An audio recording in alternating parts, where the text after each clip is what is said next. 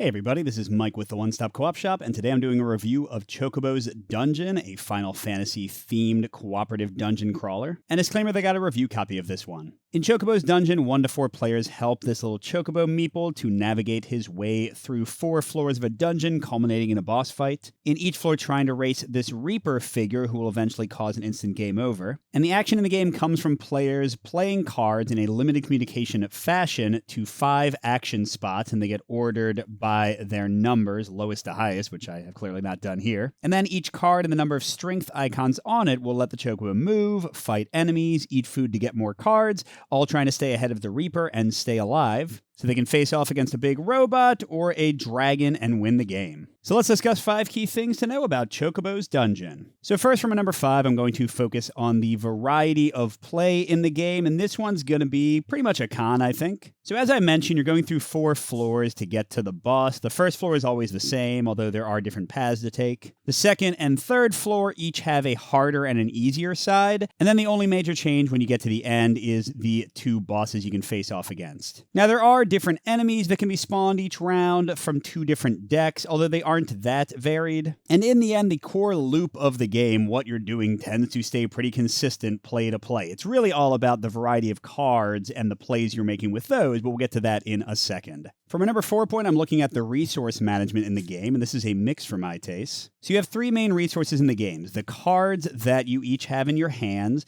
your health, which if it goes down to 0, you lose, and your vegetables, which you can eat to get more cards into your hand. And these cards are what you're playing each round, and if you ever run out of cards you don't have enough to play to fill the action spots, then you also lose the game. And this is a very tense give and take. It's made each game seem extremely suspenseful as I played it and tried to keep alive. But at the same time, on the negative side, I do think that they've gone a little bit too harsh at the lower player counts, where you start with fewer cards overall. You start with a bunch of cards in 4-player and 3-player, not so much in 2-player and 1, which means you have fewer turns to survive right off the bat. You're going to be desperately trying to get vegetables faster. That is balanced out by the fact that you have more control over the cards you're playing. But yeah, I think this resource management and the sort of death spiral that can happen is going to be great for some gamers, and other people are going to find it too harsh and challenging. From a number 3 point, it's a full-on pro for my taste, and that's the movement on the maps and staying ahead of the Reaper. So you're going to be using these action cards and doing different movement actions, and the amount you move will take you to different spaces. Some of them will give you bonuses, like more vegetables to eat and books that give you extra actions.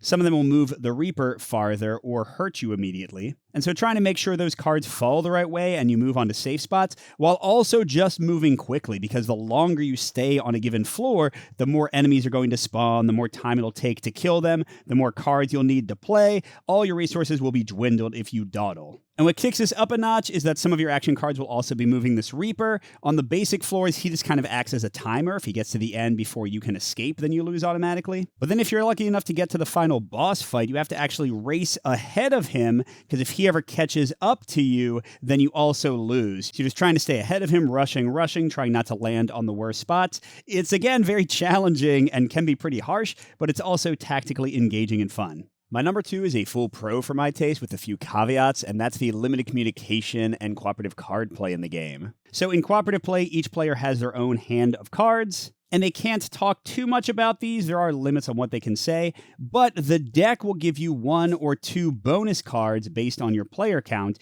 and you can talk about those. Be like, ooh, I can play a card that's higher than that. I can play a card that's way lower than that. So it gives kind of a touch point for your conversation, which I think is cool. Now, on the potentially positive or negative side, depending on your taste, the chaos of these bonus cards and the way that they might mess up your card play, because again, for the actions, you're going to be ordering the cards from highest to lowest, and that will kind of lock them into the action spots. That can be both fun and frustrating. But yeah, overall, for me, I do like this cooperative puzzle and the limited communication you have while still being able to strategize together. In solo, it's even cooler because you have to play 1 card blind, but then you get 2 free cards and you can play the other 2 cards to kind of modulate and massage whatever your actions are going to actually be.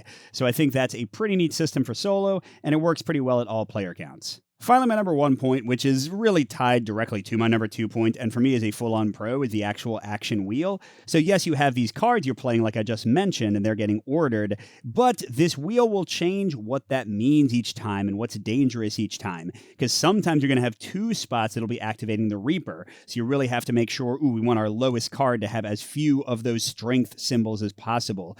Or man, we really need to move far on number 2. But then that entire picture changes the next round and changes the next round and changes the next round.